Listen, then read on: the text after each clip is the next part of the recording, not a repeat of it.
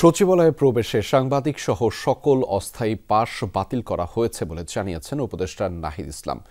একই সাথে সোমবার থেকে অস্থায়ী পাস সংগ্রহ করে প্রবেশের অনুমতি দেওয়ার সিদ্ধান্ত হয়েছে বলেও জানিয়েছেন তিনি। দুপুরে সচিবালয়ে কর্মরত সাংবাদিকদের সাথে স্বরাষ্ট্র ও তথ্য মন্ত্রণালয়ের এক বৈঠকের পর একথা জানিয়েছেন তিনি। বলেছেন, সোমবারের মধ্যে দেয়া হবে সচিবালয়ে অগ্নিকাণ্ডের তদন্তের প্রাথমিক রিপোর্ট। শ্রীলঙ্কা আবারও রপ্তানিতে শীর্ষে।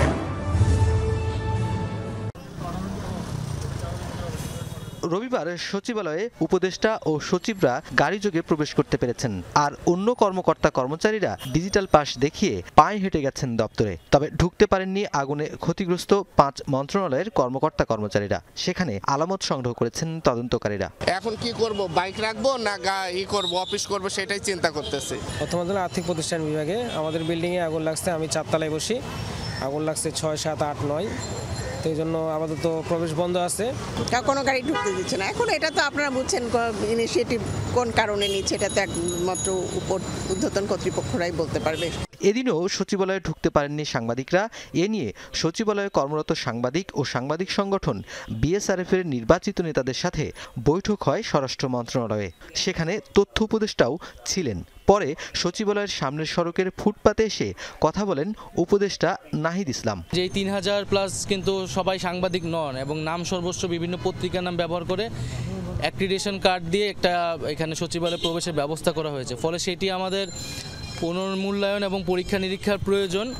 তো সেজন্য আমাদের কিছুটা সময় লাগবে। আমরা একটা নির্দিষ্ট সময়ের মধ্যে সাংবাদিকদের আবেদনের ভিত্তিতে নীতিমালা অনুযায়ী নতুন করে আবার স্থায়ী পাসের ব্যবস্থাটি করব এবং সেই সময় পর্যন্ত একটা সীমিত সংখ্যা একটা অস্থায়ী পাস আগামীকাল থেকে দেওয়া হবে। জুলাই ঘোষণা ও সচিবালয়ে আগুনের তদন্তের অগ্রগতি নিয়ে জানতে চান সাংবাদিকরা।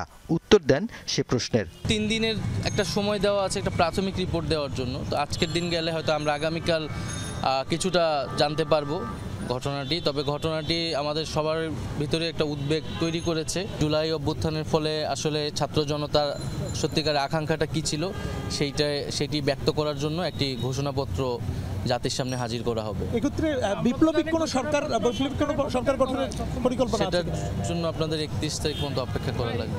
অস্থায়ী কার্ড নিয়ে সোমবার থেকে সাংবাদিকরা সচিবালয়ের ভেতরে গিয়ে সংবাদ সংগ্রহ করতে পারবেন বলে জানান সাংবাদিক নেতারা।